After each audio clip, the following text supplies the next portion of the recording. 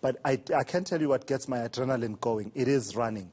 But concerningly, more joggers are back on the road, but that also means criminals are on the lookout for their next victim to rob. To find out how to keep fit while staying safe, I'm joined by Run Zone Athletics Chairman, that is Graham Block, who is also my chairman, a member of Run Zone myself. And I must say, it wasn't at my instigation that this interview is happening. Graham, we're back on the road and running, and many people are taking up running and jogging as a way of staying fit, but it comes with certain safety concerns, and we've seen a number of reports in the past few weeks. Is it your sense that, more and more incidents are happening, or we are reporting them more and more?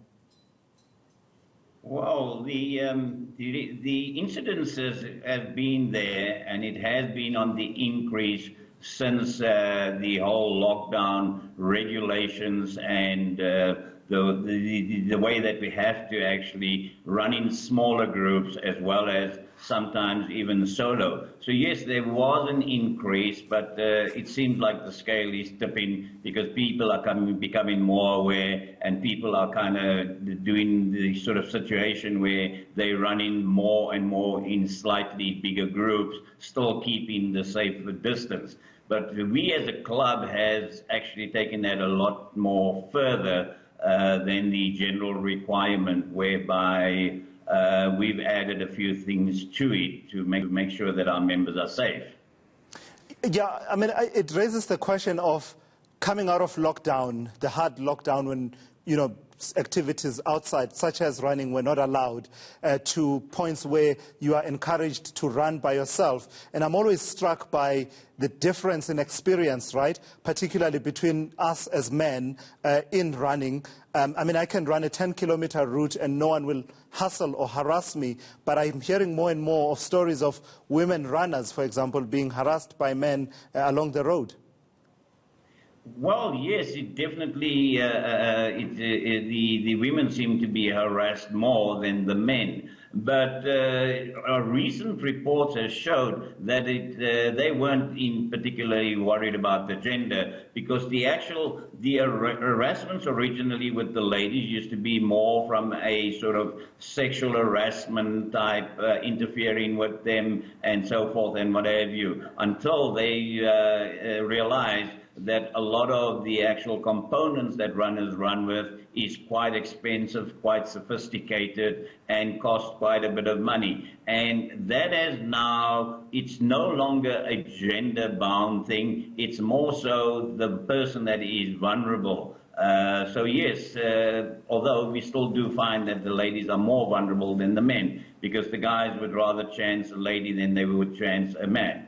Yeah. So how do we do it then, Graham? How do we enjoy the joy of running and jogging for those who, who want to take up that particular activity? How do we enjoy it and do it safely under these circumstances? What are some of the tips you have for us?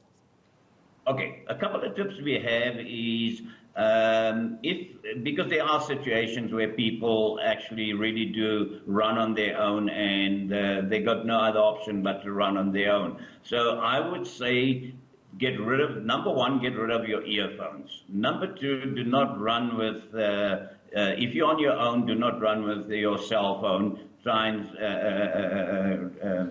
that particular run that you're going to do, you don't necessarily have to record, so stay away from your cell phone. The other thing is always face oncoming traffic, always be aware of your surroundings, as well as if the road is clear enough, try not to run too close to the verge of the actual road, but kind of like move slightly more to the center of the side that you run in, because you become actually sort of very vulnerable if you are close to the curb and you pass in trees and things like that, where you could actually be pulled into a bush. So just be the best advice I could give you is really just become aware of your situation, aware of your surroundings, aware of everything that is happening. And if you're running with earphones, you're not going to hear all that and so forth and what have you. And so, yeah, those are the couple of tips that I can give you if you're running solo. But try not to run solo, because it's not just us as Run Zone that has actually come up with ways of actually getting people to run together in groups. And one of the best and safest way, I would say, is to actually join groups like ourselves to actually participate in your training runs.